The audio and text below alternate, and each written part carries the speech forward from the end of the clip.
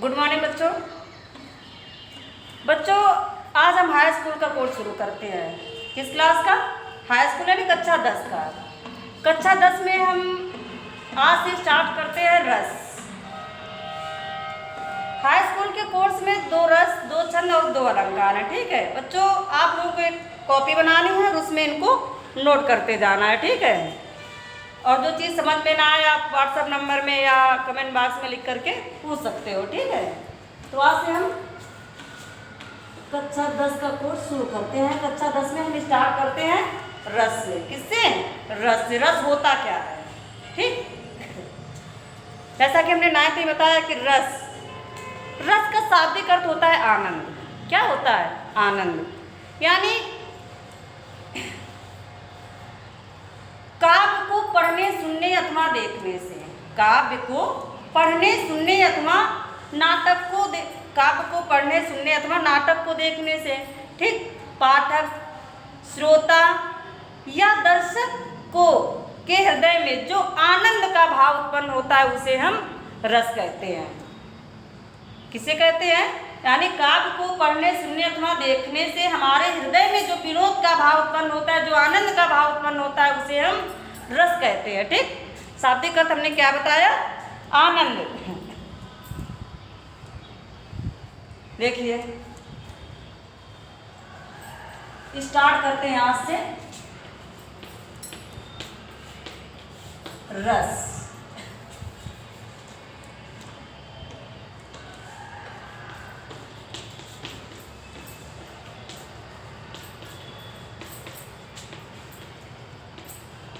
रस का शाब्दिक अर्थ आनंद होता है। क्या होता है? आनंद। रस का शाब्दिक अर्थ आनंद होता है, या अर्थात काव्य को पढ़ने सुनने अथवा देखने से। देखिए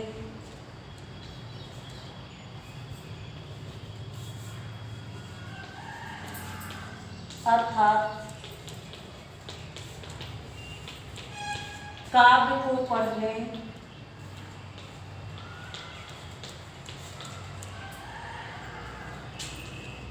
सुनने अथवा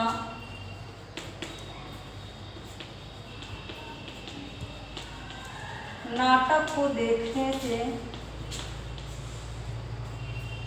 हमारे हृदय में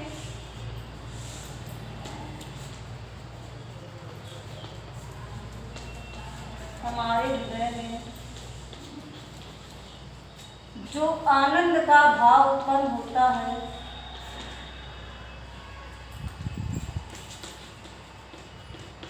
आनंद को हम विनोद भी कहते हैं। ठीक है, का भाव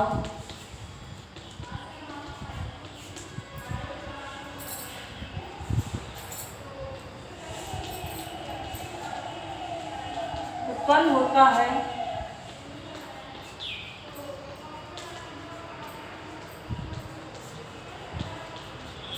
उसे रस कहते हैं। रस का शाब्दिक अर्थ आनंद होता है, अर्थात काव्य को पढ़ने सुनने अथवा नाटक को देखने से हमारे हृदय में जो आनंद अर्थात विनोद का भाव उत्पन्न होता है उसे रस कहते हैं। ठीक, अब देखिए आचार्य भरत मुनि ने भी कुछ परिभाषा दी है। ठीक है, भरत मुनि के अनुसार परिभाषा क्या होती है?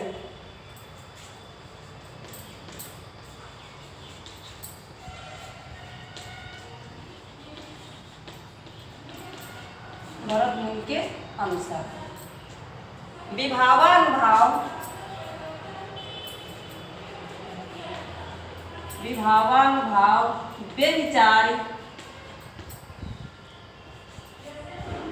विभावानुभाव व्यभिचारी संयोगा दृश्य निष्पत्ति।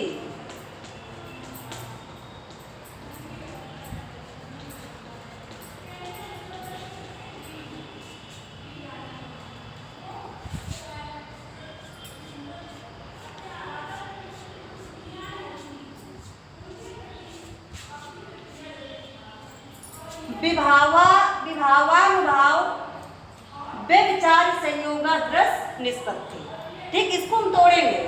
विभाव यानी विभाव और ये आ बड़ा मतलब से आ निकलेगा। विभाव अनुभाव तथा व्यभिचारी भाव के संयोग से संयोगाद्रस, संयोग से रस की निष्पत्ति होती है। ठीक, यानी विभाव अनुभाव तथा व्यभिचारी भाव, व्यभिचारी भाव को संचारी भाव भी कहते हैं। ठीक है, संचारी भाव या व्यभिचारी भाव के संयोग से रस की निष्पत्ति होती है।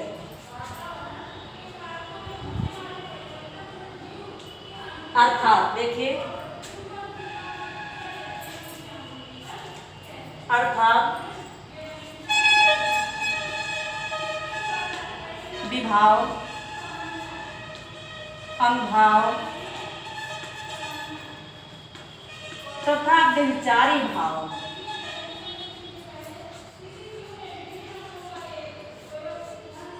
व्यभिचारी भाव को हम संचारी भाव भी कहते हैं।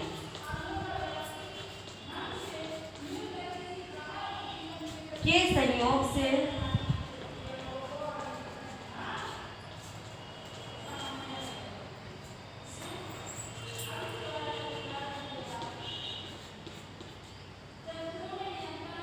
रस की निष्पत्ति होती है।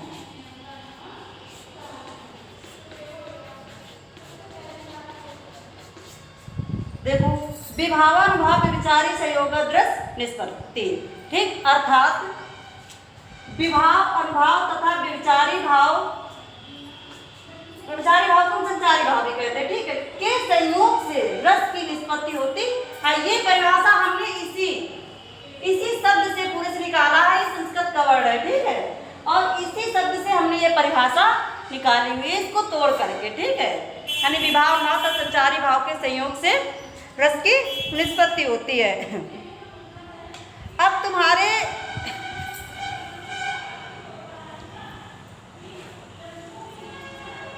रस के 4 अवयव होते हैं। अवयव अर्थात अंग। ठीक, रस के कितने अंग होते हैं? 4। कौन कौन से? स्थायी भाव, दूसरा विभाव, तीसरा अनुभाव और चौथा संचारी भाव अथवा व्यभिचारी भाव। तो खैर ये हम सिर्फ जान लेते हैं, हमको पढ़ना नहीं है, बस हमें इतना समझ में आना चाहिए कि ये होते क्या है। नंबर 1 पे आता है रस के 4 अंग, हम सिर्फ ऐसे बता रहे हैं आपको। ठीक, रस के अवयव या अंग। ठीक, तो ये कितने होते हैं? 4 होते हैं। कितने होते हैं? 4 होते हैं। नंबर 1 तुम्हारा हो जाएगा स्थायी भाव, दूसरा हो जाएगा तुम्हारा विभाव,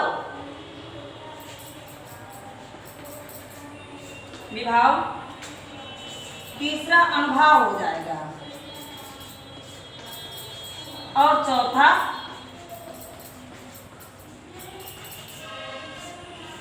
संचारी भाव। ये तो लिखा हुआ है भाई। स्थायी भाव तो स्थायी भाव तो हमारा मेन ही है। ठीक, और विभाव अनुभाव तथा संचारी भाव। ठीक, क्योंकि प्रत्येक रस का एक स्थायी भाव होता है। प्रत्येक रस का अपना एक स्थायी भाव होता है, यानी जितने स्थायी भाव उतने रस। अगर हमारे रस 10 हैं तो स्थायी भाव भी 10 ही होंगे। ठीक, वैसे तो 9 रस ज़्यादा हम लोग पढ़ते हैं और मानने को तो इस समय 11 रस और 11 स्थायी भाव भी हैं। लेकिन हाई स्कूल के कोर्स में, कक्षा 10 के कोर्स में सिर्फ 2 ही रस है। तो हम सिर्फ 2 ही रस को ही पढ़ेंगे। अब जान लेते हैं कि स्थायी भाव तुम्हारा क्या होता है। प्रधान स्थायी भाव वही कहा जा सकता है जो रस की अवस्था तक पहुँचे। ठीक, स्थायी भाव 11 माने गए हैं। कितने माने गए हैं? 11 माने गए हैं। ठीक, यानी 11 प्रेजेंट टाइम में इस समय जो रस है 11 रस है, इसलिए 11 स्थायी भाव है। विभाव तुम्हारा क्या होता है? विभाव से अभिप्राय उन वस्तुओं विचारों के वर्णन से जिनके प्रति हृदय में किसी प्रकार का भाव या संवेदना उत्पन्न होती है।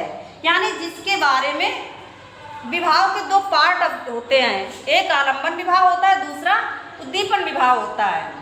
आलम्बन विभाव वो होता है जिसके बारे में वर्णन होता है, ठीक, जिसके बारे में वर्णन होता है, ठीक, यानी जिन व्यक्तियों पात्रों का